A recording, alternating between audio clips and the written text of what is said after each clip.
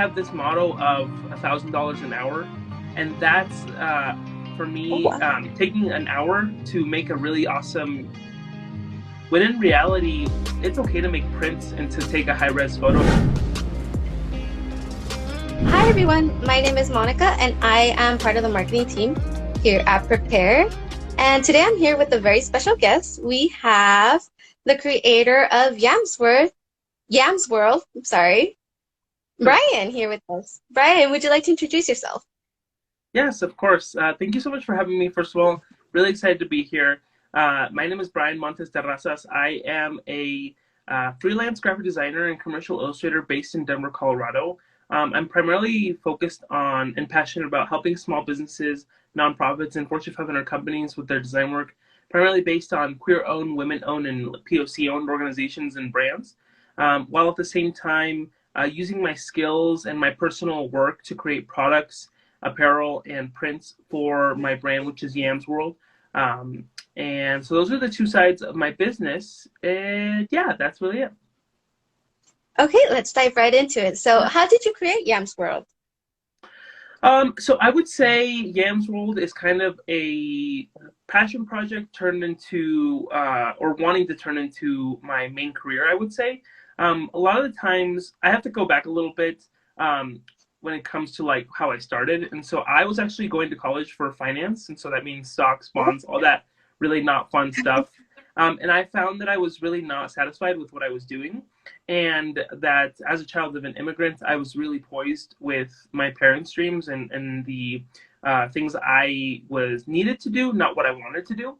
And so I decided that that wasn't for me. I was going to go full in on art because I always loved art, illustration, and graphic design.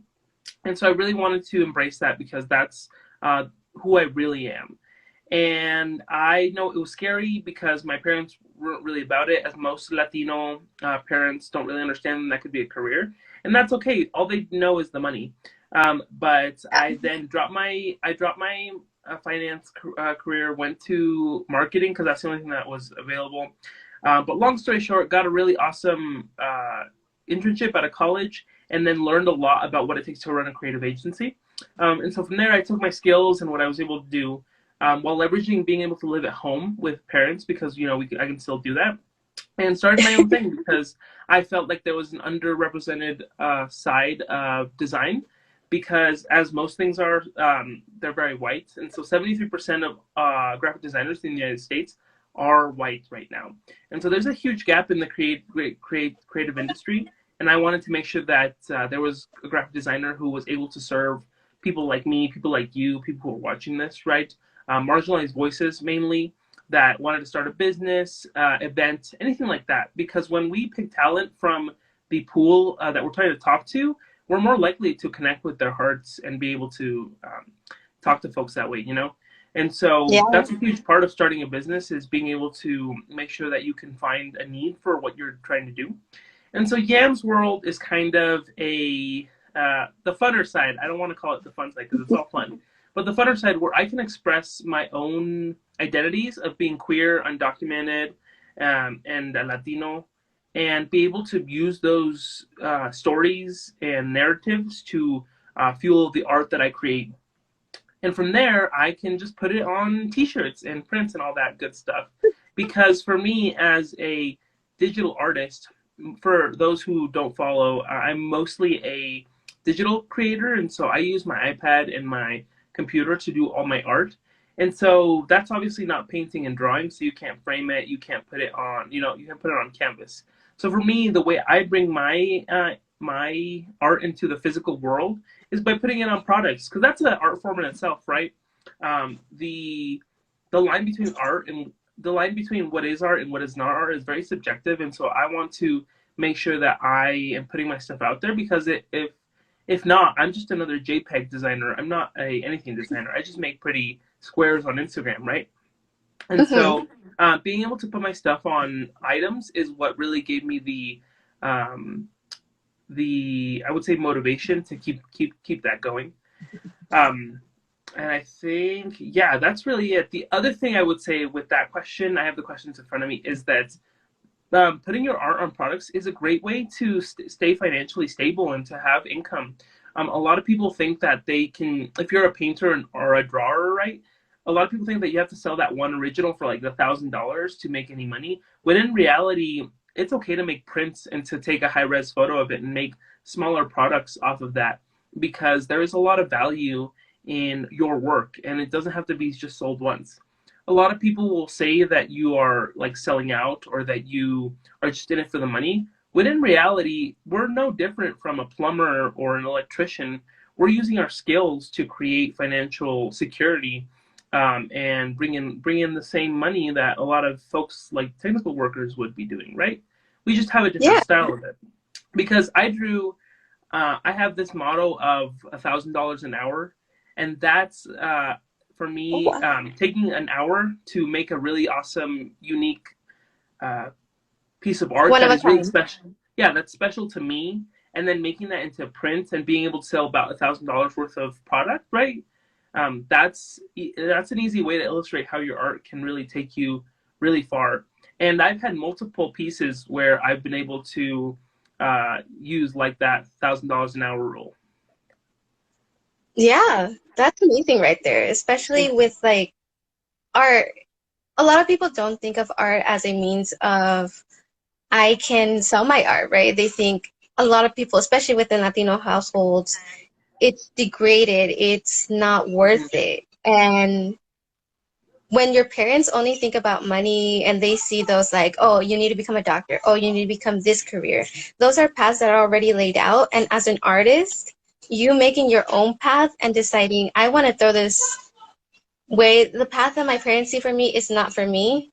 I'm gonna push it aside and make my own path. That's amazing right there, and so Thank proud for you about you to do this. thank you. Thank you. Thank you. I And appreciate that. I know this wasn't something that we discussed beforehand, but if you're comfortable with it, would you mind going a little bit deeper into like how you had this discussion with your parents? Because even myself, like marketing, my parents don't understand what marketing is. Yeah. So Hmm. having that conversation with them, it's like they still don't understand it. They don't fully support it. They don't know what's going on. Because it's not Yeah. like I'm gonna be a doctor, I study medicine, and I'm gonna working in a hospital.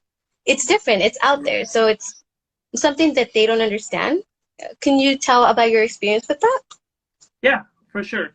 The first thing I'm going to say is that you don't need to have them understand to get going. They Hmm. didn't understand for a really long time, and I kind of just decided it wasn't a I'm asking, it's like I'm telling you, and that's kind of what I needed to do, because a lot of the times and I'm gonna tell you right now, the privilege of being a male, the oldest male in the family, is like different because my I don't know if my sister could do that, right? But being able to Yeah. tell them that this is the dream that I'm following, and them having that you're gonna have to like it either way, and being able to sit with yourself and say like they'll come around eventually. When my mom saw my first like big check from a large client, they were Mhm. blown away, and they finally were able to see that. And that's the thing, is that they have to see the money for you to like for them to be convinced. They'll love you, they'll support you, they'll be mad about it, but once they see that like big payout, they'll be and once they see you happy, because that's the one thing, is my mom saw me so unhappy with what I was doing, and when I finally was able to pursue something that really made me come alive, she saw the difference. And if that's you or someone who's struggling with that, following your one thing I always say is that we're scared to not honor our parents. We're scared to like not honor our parents' sacrifices, by not following a career path that's already laid out, right? But the best Mhm. way to honor your parents is to honor yourself. And that's something I'll take to like the grave in all reality, right? Because that's the other thing about having a technical skill or a degree, is that people need it and people want it. And whether it's art, graphic design, or something really niche, like one thing that always comes to mind is, for some reason, is um, like production people in theater. So like people who build sets, like that's an art in itself. But obviously, our parents are not gonna like know what that is, and they make a lot of money, and they like love their job, right? And so thinking about careers like that is in a way awesome to see that people love that, and it's okay that they don't see that yet. So it's kind of a roundabout answer to kind of say like you need to just do it. Yeah, I totally get it. And I love your answer to this question. Thank you. Thank you. So moving forward, how did you start your business? Like, how did you go about starting Yams World? Yeah, totally. I would say starting small is the key to everything, honestly.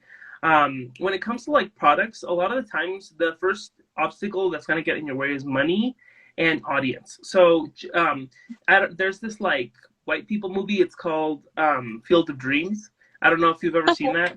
I And it's haven't, but like I've heard about it. I don't know. Yeah, I'm not too familiar, but there's a saying called if you build it, they will come. And this man builds a field, like in the middle of the Nebraska or whatever. But I'm gonna tell you right now, if you build it, they won't come. Like there's no guarantee that they will come. So just because you're making products like in stickers and prints and T-shirts out of your stuff doesn't mean anyone's gonna buy it. Building a community and having people around you that support you and support your message is the first step towards anything. When it comes to like monetizing anything, being able to see that there's like a group of people surrounding you that can like actually value it is the first step towards that. Because a lot of the times as artists, we think that like we have an artist ego and we think that everything we make is gold, right? And it might be like, I don't want to discount anyone because there's different kinds of arts, different kinds of tastes, but you want to make sure that there's people around you who like are gonna put value into that, their hard-earned money into what you're making, right? And so for Yeah. me, the first thing that I had to figure out and grapple with is like, am I making good things? Like, is it things that people are gonna like want? And so I started with a sticker first. I actually made a sticker to fundraise a trip that I was gonna go to in college to do community service, and that sticker sold out completely. And so that's like the first validation where I was like, oh, I might have something here, right? So I kept that sticker design for a really long time, and eventually I sold it. Like I still sell it now, actually, in the shop. Oh, And it was a Colorado sticker because that's the one thing that everyone can get behind, right? Is we're all Coloradans, we love Colorado, and we hate Texans, and so being able to like have that is so special because anyone can buy it. And when they hear your story and how like who you are, they're more inclined to buy it. And so make sure that you're starting small. And now a good rule of thumb that I have is I make everything I want to make bigger into a sticker design. And if that sticker design keeps like rolling through, like you make a print, make a t-shirt because people like it already, they're gonna want more of it, right? And so I don't know if you can see this design right here. It says no one is illegal on stolen land. That's one of my most hmm. popular designs ever. It's on a shirt, it's on stickers, it's on prints, right? Because that's a great message. And we give back some of the money too to a local indigenous organization here. Um, so the first thing, yeah. So how are you going to fund your like venture or whatever you're going to do, right? And so a lot of times when a business makes money, you're just going to put that money back into the business. I have a personal rule of thumb. My client work money is my money and my product money is Yams World money. Like, I'm not going to go and buy my personal stuff with Yams World money. They're sold out yeah, Juan, they're sold out right now, but they're coming back. Don't worry. There's lots of other shirts. There's Abolish Ice shirts we just put out. Anyways, um, but so making sure that whatever money that you're getting, you can put back into the business. So like it's just gonna like pile on. So like let's say you make 50 stickers and $4 and you sell all those. Great. Now you have $200 to make more stickers and then make more stickers, right? And so it's just gonna compound like that. But start small. I made the mistake of ordering like 650 stickers last year Oh for no. my first ever market, and I am still getting through them today, like for real, right? And that's okay. You're gonna make mistakes, but I always say that making the wrong decision is better than making no decision at all. So even making like the mistake of ordering too much stuff, you're gonna sell it eventually. It's just gonna like inventory turnover is gonna be big, like be a long time before you get it out. But yeah, making sure that you like have some products that will keep rolling, and then pursue your personal work. Um, One of the things that people forget about like an artist brand or an artist shop is that they're an artist first. And so putting out work that you vibe with and you are happy about is the first step towards anything. Because you can't just, one thing that I've learned is that if you make art and you just put it out there for yourself, you're more likely to connect with someone who then will want it, right? And that's a good testing ground, like putting it on your Instagram, having just a limited pool of items that you want to have in your shop. But for the most part, using your time to create art that then advances your own skills and connects with people. The 80% of the art I make doesn't even end up on products. That's for a couple of reasons. Mostly because no one has all the money in the world. But the second one is because not everyone vibes to it the way you vibe to it. Everything I Yeah. make is for me, right? So I don't expect everyone to make it for them. There are just certain pieces that really hit home with folks, and that's more likely what's going to be able to sell. That's why, a lot of times anything that says Yams World on it doesn't Hmm. sell as well because what is Yams World? No one knows. That's okay. Eventually they will. But something that says no one is legal on stolen land, oh, Oh, yeah. everyone's going to be on that, right? And so being able to differentiate between like messages and things you vibe to versus like personal work.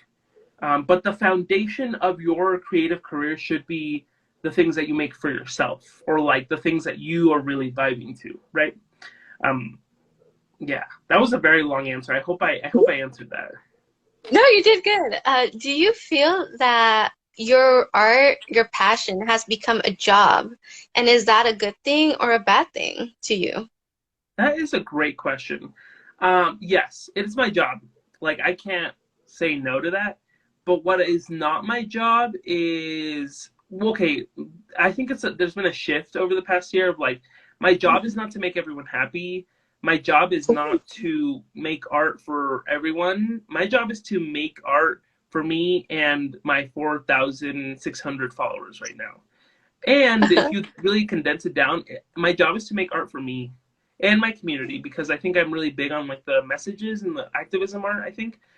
And so, yeah, I think for a really long time I was a clout chaser in a way of like trying to just make things that people are gonna like me for. And Yep. that like shifted really like about last year when I started to make art like based around a lot of things in Mexico. So as an undocumented person, I can't go to Mexico. And so art was a way to connect with my homeland and my heritage. And so that's why like there's a Cholo Squinkle right here, there's a jaguar right there. Um, yeah, there's a lot of things that I'm creating right now to connect with my own heritage and heal in a way. And that's not for anyone except me. And ironically, uh, the like one of my first ever Mexico posts like went viral, like crazy viral. And so that was a sign, right, from the universe that when I make art that hits home for me, people are gonna like it more than something I just made to make. And so in the long run, I think it's a good thing. What I would say though is also I need a new hobby. That's the other thing. I no longer have a hobby because what my hobby is now my career, right? Hmm. And it's interesting that you call it a job. You know what? I rarely call this a job for some reason. Oh. I never, sometimes when I'm coming home from like a vendor market at like 10 o'clock at night on a Friday night or a Saturday night, I'll be talking to my bestie and he'll be like, "Oh, I didn't know you worked tonight." I'm like, "Did I work? Is it working?" Like, because it's not the same. And I don't like not saying anything about service workers or fast food workers, but it's not the same. Like when I used to work on campus until 10, right? That was, oh, I just got done with work. But now Oh, it yeah. doesn't feel like I want to call it work or a job for some reason. I think first of all because I enjoy it so much, and most of the events that I go to are just like amazing. As you can see, one of the Catrinas event that I went to on last Friday was just Yeah. incredible. Did I work? No, I just lifted some stuff and sold some stuff, and told people who I Hmm. am. But for the most part, I don't know. It didn't feel like work for me. Um, so find a hobby. If you're gonna make your career your if you're gonna make your creativity your career, find a new hobby for sure. Yeah, I asked this question because a lot of people think that when you become an entrepreneur, when you start your own business, it's no Hmm. longer like your hobby, it's a 24/7 kind of job. Yeah, And you're working towards that 24/7. So you explaining this as it's my passion project, and I don't even think of it as a job. That answers that question, right? A lot of people hmm, think it is 24/7 work, so I don't want to start my own business. totally. Yeah, Yeah. totally, totally, totally, totally. And it's not for everyone. That's the other thing is like I'll start with like the docu hustle is like can be really tough. I know that there's ways to like become an LLC and work for one company, like and just be a contractor for one company that you really like, and that's awesome. Like no shame against that, no shade to anyone, because doing your own thing can be really tough. I'm the artist, I'm the account manager, I'm the marketing team, I'm everything, and so it all comes back to me, which is a good thing and a bad thing. But making sure that entrepreneurship and doing solo work is your thing. Yeah. And so, moving forward from that question, what motivates you to keep on going and to release these new products, make your art, and still be part of activism at the same time? Yeah, I think I've shifted away of like how I participate in the activists in activism, and I would say that I did it more in college, like overtly, right, protesting, going to rallies, speaking out, doing a lot. I was the president of my undocumented student group when I was in college for a Ooh. couple years during the presidential the of 2016, and so that Mhm. was really tough. And so I think now shifting, I was really burnt out, and now being able to shift my activism towards creating art and making causes of social causes aware is the way that I'm expressing it because it's not burning me out, and I don't want to. It was really tough back then, and so being able to merge my art with activism is also a way to heal that too because I don't want to lose it. But what motivates me to continue is that I have just gotten, gratefully, a lot of success in the past year, and I want to keep that momentum going because it what that shows is that there's a need in the community for Black, Brown, queer, LGBTQ artists, and that's something that goes unsaid and that shows up a lot. Um, and when you know you have something, you want to keep going. I'm a big person on momentum, right? There's a term in business school called the flywheel effect. And so Mhm. that means like, when a wheel keeps going, it'll keep itself going. And so that's what I want to achieve is being able to like keep that momentum going. And also I think in the end it'd be awesome to be just doing work for myself. I really love client work, but you rarely get to put a lot of yourself into it.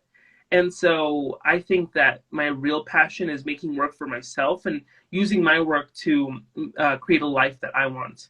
And so that also means, art is going to buy me a house. Art is going to buy me a new car. Art is going to like do everything for me.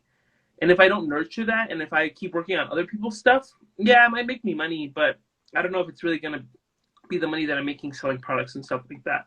And so I think when you have a good thing going, I don't think I'm gonna stop. And it's just fun. I think that's the one thing is that I've up to this point I've really built a life that I'm really proud of. I work from Mhm. home. I get to just chill out with my doggy here. I get to help my parents. I get to help my family in Mexico. I get to, and I still live at home. I still have the privilege of living home. I'm not going anywhere for any time soon. That's what I like. That's what I'm leveraging right now. And why would I want to go somewhere else, right? And so Yeah. using that momentum, like of not paying that much rent or the rent that I would be paying somewhere else, to like put in the work. Because I think that's if I owe anything to my parents is putting in the work to like make this a sustainable practice for everyone involved. And I think it'd be awesome also to get like some kind of small warehouse and office space. I think that's a goal of mine. Maybe like a studio type thing. Um, because I'm starting to outgrow. I have like there's boxes piled up over here that you don't see that it's just product. There's product in the garage, there's product in the basement. And so we're definitely outgrowing the space that we have. And I don't want how Mexican moms are like she doesn't want to see boxes like but she's also Mm-mm. proud of me because I'll get home with a new shipment of stuff and she's like, "Oh my god, where's this gonna go?" I'm like, "Well, hopefully like selling it, but if not, it's gonna be here for a little bit." Um, so yeah, that's kind of what motivates me right now. Yeah, of course. The other And thing I what? would say, sorry, let me add one more thing to that. I also think that like I'm definitely the person that I wanted to see when I was younger, and so being able to be the artist that like people look up to, or folks can see like as a, everyone makes their own path, but like a little bit of a path, right? Is really motivating because no one's doing this, I think, in my opinion.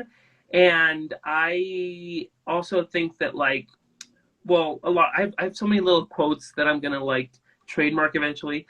But like queer visibility, like truly saves lives. And if I can make more queer art, right, that people see, especially younger kids and people, then I want to make an impact in that way, or like show other undocumented folks that they're not alone in their struggle, and being able to like have an example of someone who's making a sustainable career and a solid financial career out of their work and their independency. Yeah. So as a artist slash entrepreneur, what does a typical day look like for you? That's very interesting. I rarely have typical days. I would say it all depends on how I'm feeling and like what's going on. I will say that I have a couple of rules for myself because not every day is the same. The first rule that I implement is that I don't do any client work before 12 o'clock. Most days, Oh, unless there's something pressing. Yeah, most days, unless there's something pressing. And the reason for that is that I have a personal philosophy of like, I'm not doing anyone else's shit until I do my shit, like putting myself first. I Um, love it. and so being able to put myself first in that regard, like not only it means working on Yam's World, creating art that I vibe to, handling anything that I need to handle for the like a pop up or a market or an interview, anything like that. That's what I do between 7 a.m. and 12 p.m. And then after that, I take a lunch or a gym break. So I go to the gym and then come back and work on other people's things until around 6 o'clock ish. Every day is different, of course. And then in the evenings, when I'm not designing, I design more. No, I'm kidding. I do. Sometimes I will be like, so I have this like weird, excuse me, this is into my, so I have this weird like dynamic of I'm really creative in the morning and then after 6, it's for some odd reason. And so I'll either get into a groove and put something on TV, some anime, or I'll watch TV. I'm watching House of the Dragon right now. I love Game of Thrones, and yeah, that's kind of it. And then I'm in bed by at least 10. But sometimes some special days are I get to go to the warehouse and my screen printer to pick up new products.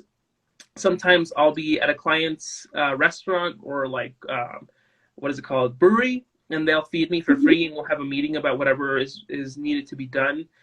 Sometimes I get to do nothing. Like there will be sometimes I get to go to baseball games on a Wednesday afternoon because that's what I want to do, Oh, right? Sometimes I get to take a day off on a Thursday because that's what I want to do, right? It's all about the flexibility of being your own boss, and I think that's something that I've taken really to heart, and something that I don't think I'm ever going to work for anyone ever again, if I'm being honest. But you know, knock on wood, hopefully. hopefully And you get yeah. keep this going. Hmm.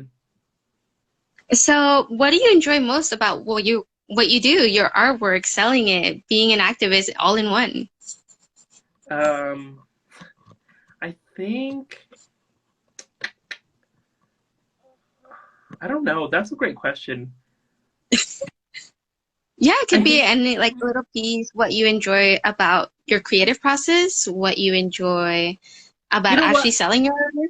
Yeah, one of the like biggest things I love is seeing like a product come to life. You know, from something. There's really something special about seeing something that was on your computer, on your iPad, like in front of you. As an example, let me see if I can find one. So as an example, we just got these like little notebooks, Ooh. and they're blank inside. And so I have a fascination with little notebooks. I don't know why. I have lots of them. Most of them are empty. And I Uh-huh. felt like I wanted to make my own. So we have this one, and then we have Ooh. this one because this is one of my most popular designs. It's also Mhm. it's also on a sweater. And so seeing this stuff come to life, like I love the process. So like from having a design to looking up what's on the market. Usually I'll go to Etsy and other people's sites and like researching like what does the price look like, what does their quality look like, right? And so, Yeah. doing that, looking for a manufacturer. So in this case, these came from China. So these were made in China. Oh, Seeing what their minimum order is. I have 1,000, so yeah, that is three for almost 20, everybody here. 1 for 7, 3 for 20. Anyways, um, and being able to like see that process and then waiting months and then having 5 boxes show up on your step and like be like, oh my god, like 1,000 notebooks, and I get so excited. And yeah, to me that's so exhilarating. There's also like what one of the coolest things is like pins. Hmm. So like enamel pins are really fun because these are like metal. And so like being able to touch stuff like this, like it's exciting because for a lot of digital artists, like you're not going to be able to see your work come to life in the way that a painter like does, right? And so Yeah. making tangible things like this is one of the most exciting things in the world. I used to do all my college like fraternity and extracurricular activities like merchandise, and Hmm. I would get so excited when the shirt would come, but now it's getting to a point where like I can make anything, and that's the thing that I've learned is that the possibilities are endless. Like you can make anything you want. You can make absolutely anything, of course, with money involved. But if you find the right people to help you and create solid relationships and partners, you can literally make anything. And to me, that's kind of I've proven to myself that that's like realistic.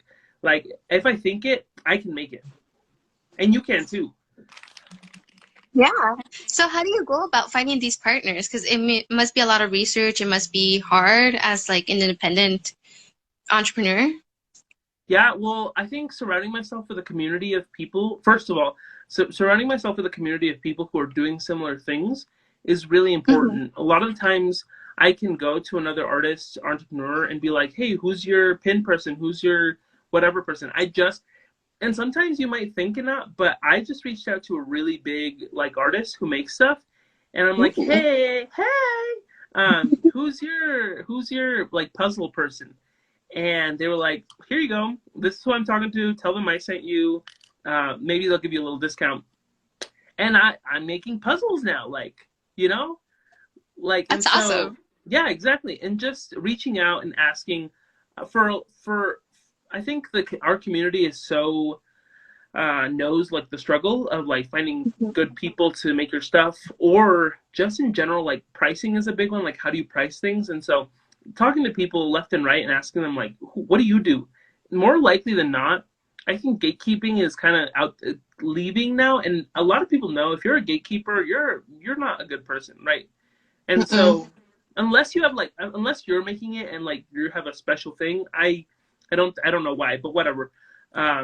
And plus they have like 64,000 followers on Instagram. What am Mhm. I gonna do, to them? And so like being open and making relationships with them, and just being open about like you wanting to learn or you wanting to just like make better things will go a really long way. And so that's how I found most of my manufacturers. Sometimes you just do a quick Google search and like do it yourself. It's all about what you like, what quality you want to do, and what is your expectation for things. Yeah, obviously, because I mean, depends on what you see your artwork as. Like, you have to Hmm. have this vision of like, Right. I want my prints to be high quality, resistant. Hmm. People will like it even more that Yeah, way. exactly. And so, where do you see yourself and Yam's World in 10 years from now or in the future? 10 years thing. I think one of the things that, well, I think definitely having like a small team, continuing to just make cool shit. I think I want to do it at a larger level. And so that Hmm. includes doing more work with other people, partnering with. I think one of my goals is to become like an artist that people recognize by name and people who know Yams, right? And that's fun Yeah. because like I want to do collaborations with brands like Vans, Nike, like a lot of those people. I think that'd be fun because you can see we're kind of in this age of like collectibles and people making communities out of artists, and so I really want to be an artist that people want to collaborate with and make special edition things and limited edition things. That's one of my like biggest goals. I also think I want to have a couple books and that includes like, Ooh. are you familiar with like coffee table books and stuff like that? Yes, yes, I am. Yeah, yeah. So I want a coffee table book with all my art from like the beginning to like wherever I am, and that's like huge. And then I also want to write a book. That's the other thing. I love storytelling, and I think writing a fiction book would be really fun. And that's just kind of an escape that I think I'd be really cool, and illustrate it maybe, because I have the skills. Ooh. Right, yeah, yeah, yeah. And so those are some things. I also want to do more like gallery shows, and so Mhm. uh, gallery shows and speaking engagements. So like I would love to do a TED talk, um, be more like invited to conferences because I think I have a lot of value. And again, like as I grow older, I want to show younger generations that it's really possible to do anything you want to. It is, and I love the work you're doing, and those goals are amazing just because it's so hard to envision yourself in 10 Hmm. years. And you have an idea of where you're going. Amazing right there. Thank you, thank you, And thank you. I so we're appreciate it. nearing the end of our live. So I wanted to do 5 questions, speed round. First answer that comes to your head. Are you Okay, ready? okay. Am I ready? What color pops into your mind when you think of your brand? Um, Turquoise and Balenciaga pink, like this painting right here. Hmm. Hmm. Why? Real quick. Well, turquoise because it's part of like the brand colors. So like Hmm. it's ruby red, mustard yellow, and turquoise because those are like the primary colors, like the an off primary colors, and they make a really fun gradient. And then Balenciaga pink, just because I feel like it shows like one of my mantras is like don't lose your color. Like we people of Hmm. color, marginalized people, we have a lot of color to show, and so I feel like that in your face pink is what I want to exude. Nice. So who is your inspiration? Who's my inspiration? Hmm. That's tough. I think I'm gonna definitely say my mom because she is an entrepreneur herself. She runs like small cleaning company, and so she and three other ladies, like she manages, have a really amazing hustle going. And so being able to be your own boss, like really started from there. So I blame her for this, honestly. Lovely. And what are you looking to for the most right now? What am I looking forward to? I'm looking forward Hmm. to our the Denver Holiday Market, which is the market that I'm hosting on December 4th, and Cool. so that's an all queer market that I get to like host, and it's very nerve wracking, but I'm very excited for it. I've been wanting to do more events. Lovely. Are you happy with your work right now? And if not, what would you change? I am happy with my current work, but it doesn't mean I don't have space to like grow. I think that I Hmm. want to develop more things like bigger works. So that means bigger pieces that have more detail and bridge the gap between fine art and like graphic design or what people see fine art as. Okay. And last question. What is a piece of advice that you would give to immigrant entrepreneurs? One thing I would say is that you, this is a marathon and it's not a sprint. Working a little bit every day over the course of 6 months will get you really far. And sometimes the easiest thing to do in hard times is to give up or stop working. When in reality, you're really gonna be showing who you are during those tough times. So if you keep showing up during the hard times, you're gonna be great during the easy times. And know there will be hard times. I mean, we're immigrants. We know what hard times are, right? Hmm. And that's one thing. And that consistency is hard. Creativity is easy. And so you can be the most creative person in the world, but if you're only sharing 3 times a year, no one's gonna know who you are. Versus if Hmm. you show up every day or every 2 days or whatever and connect with people consistently, as it doesn't even matter if the thing you're posting is crap. You're showing up and telling people that I'm not gonna stop no matter who, where, or what I am. Yeah, love it. Okay, well, everyone, thank you so much for joining this live here with Brian. Brian, do you have any last words? No, thank you so much for having me. I'm excited to see this replay and dread the sound of my own voice, as we all do. But if anyone here is watching and has more questions, or I didn't get to anything that you were hoping to get to, feel free to DM me. I'm very responsive on DMs. And other than that, yeah, feel free to hit me up for anything.